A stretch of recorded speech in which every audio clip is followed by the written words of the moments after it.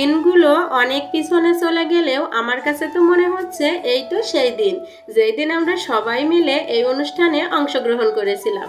তো আমরা কোথায় অংশগ্রহণ করেছিলাম, কি অনুষ্ঠানে অংশগ্রহণ করেছিলাম জানতে হলে আমার এই ভিডিওটার সাথে থাকতে হবে। হ্যালো এভরিওয়ান, আসসালামু আলাইকুম। This is me Sumi from my page Salma Sumi blogs. আশা করি সবাই সুস্থ আছেন, ভালো আছেন। আলহামদুলিল্লাহ আমিও ভালো আছি। তো এই যে দেখতে পাচ্ছেন এই স্কুলটাকে কি কেউ চেনেন? অবশ্যই চেনেন। এখনো যারা এই স্কুলে বর্তমানে আছে তারা তো খুব ভালো করে চেনে। আর আমরা তো এই স্কুলটাকে কখনোই ভুলতে পারবো না। যদিও স্কুলটা এখন আমাদের কাছে অতীত, তারপরও এই স্কুলের কথা তো বলে শেষ করা যাবে না। এটা ছিল আমাদের চুয়াডাঙ্গা জেলার প্রদীপন মাধ্যমিক বিদ্যাপীঠ চুয়াডাঙ্গা। তো এই যে দেখতে পাচ্ছেন, তো এই স্কুল থেকেই কিন্তু আমাদের বাচ্চাদের হাতে খড়ি। তো এই স্কুলকে কখনো ভোলা যায় বলুন তো? তো এই স্কুলে ছিল, সেই দিন ছিল যেমন খুশি তেমন সাজের অনুষ্ঠান। তো এই অনুষ্ঠানে আমাদের বাচ্চাগুলো তো এক একজন এক এক রকমের সাজ সেজে এসেছে। কত সুন্দর লাগছে তাই না? এক একজন কিন্তু এক এক সাজে সজ্জিত হয়েছে। আজকের এই দিনটাতে স্যার ম্যাডাম তারপরে গার্ডিয়ানগুলো তো অনেক বেশি খুশি। সবার বাচ্চাগুলো যখন একসাথে বিভিন্ন সাজে সেজে এসেছে তখন তো আমরা খুব বেশি খুশি হয়েছি। আর এর মধ্যে কিন্তু স্যার ম্যাডামরা সবাইকে একসঙ্গে প্রাইজ না দিলেও এর মধ্যে ফার্স্ট সেকেন্ড থার্ড বের করে তারপরে কিন্তু প্রাইজের ব্যবস্থাও করেছে। তো কত সুন্দর করে এক একজন এক এক রকম উপস্থাপনা করেছে তাই না? তো কত প্রতিভা আমাদের বাচ্চাদের। তো বাচ্চাদের বলবো কি, বাচ্চাদের মায়েদেরও কিন্তু কম না। কারণ একটা বাচ্চার পেছনে তার সর্বস্বটুকু দিয়ে তার বেড়ে ওঠার পেছনে তার বাবা মারই গল্পটা বেশি থাকে।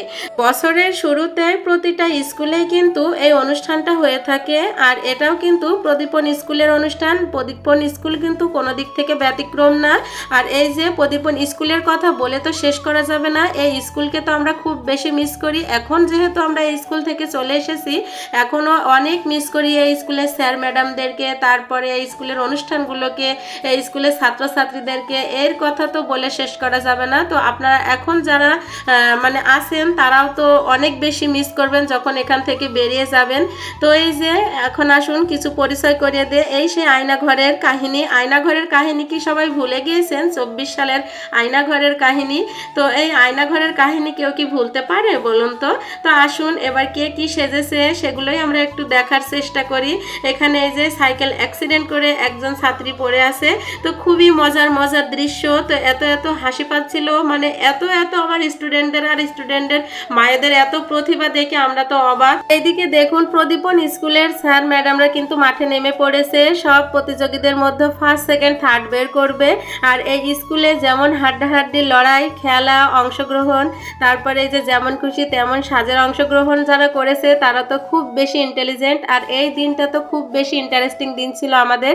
তো এই স্কুলের কথা বলে শেষ করা যাবে না। সব দিক থেকে অলরাউন্ডার, মানে সব দিক থেকে মানে প্রথম স্থান অধিকার করেছে আমাদের প্রদীপন মাধ্যমিক বিদ্যাপীঠ চুয়াডাঙ্গা জেলার একটি স্কুল। তো এই স্কুলকে খুব বেশি মিস করব। আর আপনাদের সঙ্গে একটু শেয়ার করলাম পুরোনো দিনের স্মৃতি।